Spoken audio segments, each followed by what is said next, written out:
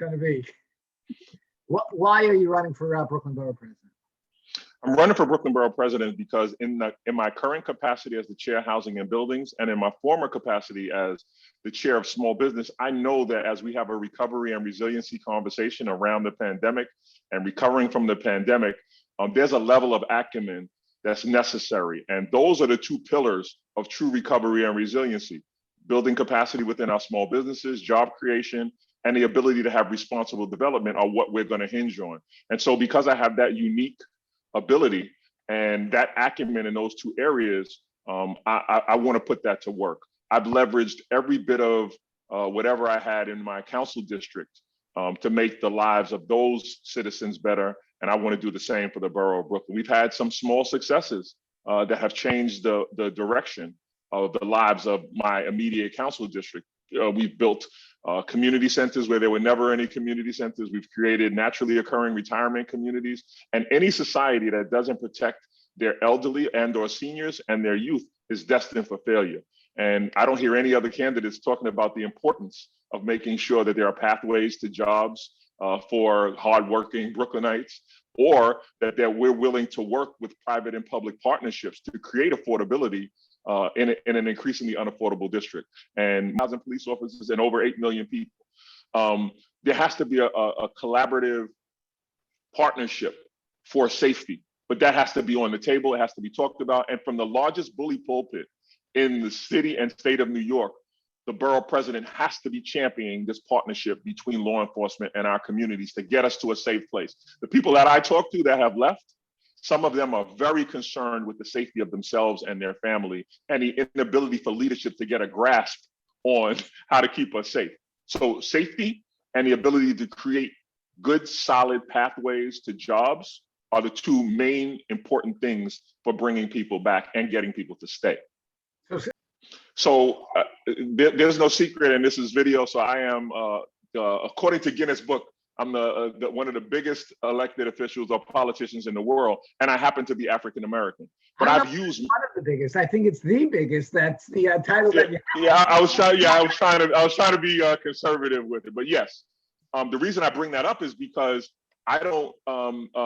My community has given me some heat sometimes for not saying defund and or abolish the police, and I'm saying I don't get that luxury. I've had a 1-year-old baby in his stroller, innocent life snuffed out through gun violence, and most recently, a 70-year-old woman on a public transportation on Black Lives Matter Plaza shot in the face. So I don't get the luxury of screaming defund, defund, defund with the law enforcement agencies. Now, it is not mutually exclusive to demand reform and accountability while still supporting the men and women who go to work every single day with two mandates. One is to serve in the communities that they're assigned admirably, and the other is to return home safely to their families. I don't think they're competing ideas. I think that we can, and as the facto, the biggest Black elected in the world, I think my voice gets to lend to the discussion around public safety and partnership with law enforcement going forward.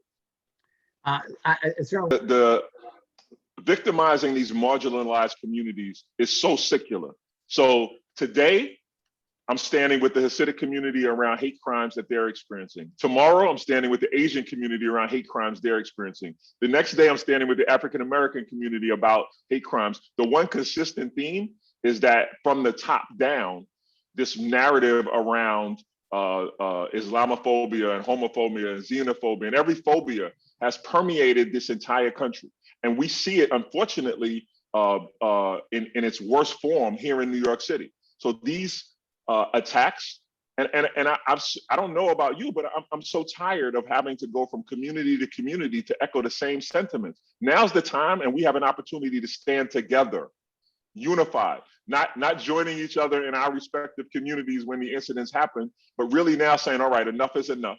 And from the Black community to the Hasidic community, to the Jewish community, to the Asian community, we're going to all stand up together and demonstrate a brand of unity that's never been seen before, and really expose this bigotry and racism and the assaults that are taking place. Because what's happened is the rise and the inability to get our hands around it and to make those accountable and to have these registered as hate crimes. I've already seen it in the killings and that happens. We can't allow that to happen in our community. We can't allow these few very bad actors to continue to separate us as a joint community.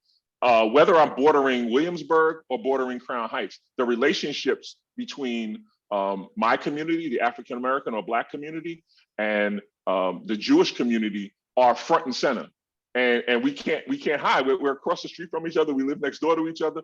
Crown Heights is a perfect example of how we can, right the ship during a very tumultuous time. We were able to do that. We've got to do that now with the Asian community and with the Jewish community and with the Black community and with the Hispanic community all together. So this terrible time provides us with an opportunity to absolutely do that, and I'm poised to do that. Again, the largest bully pulpit in the state of New York, from the largest person in the state of New York, is a combination that I think gets people's attention, and I certainly intend to do that from the borough president's seat. Certainly, looking at your council district and the confines, including Bedford-Stuyvesant and Crown Heights, areas that have been known, certainly historically, to have some degree of unease in terms of coexistence and some different factions with different interests at root. You've been able to kind of bridge those two gaps and bring the sides together. How do you do that on the borough-wide level? Well, it's funny. This borough president's race has allowed me the opportunity to go into every single corner of the borough of Brooklyn.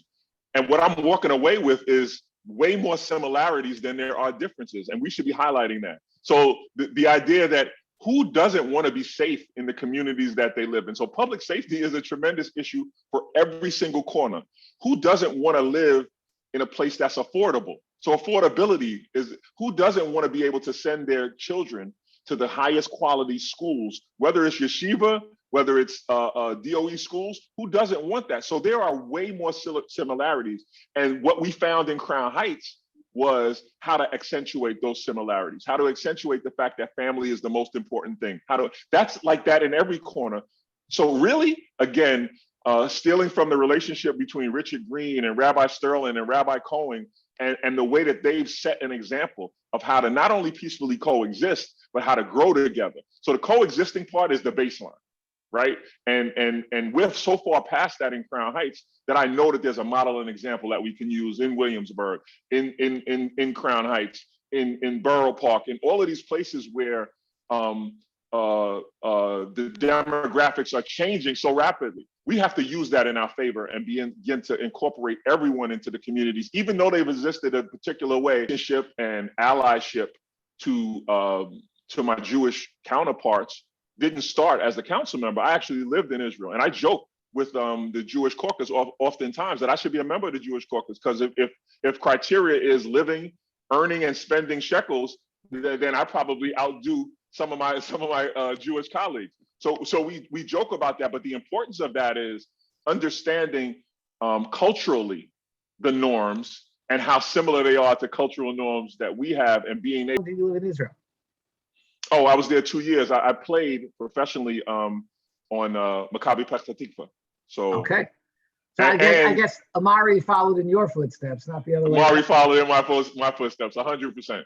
I also was there in the last bastion of kibbutz that existed. And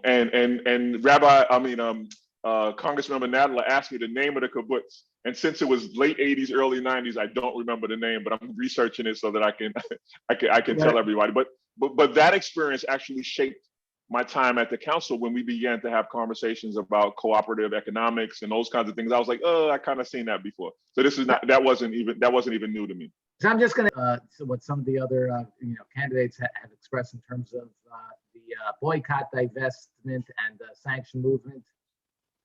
Yeah. So we had at the council a resolution, and I supported that resolution 100%. So yes. You're against that. I just want to be clear. Yes. That's what the resolution was for those people right. who may not be familiar. Yes. You mentioned in a previous answer the significance of yeshiva education. Certainly, it's of the utmost importance. And like you said, when family is everything and parents do whatever they can, their children, yeshiva education plays a primary role.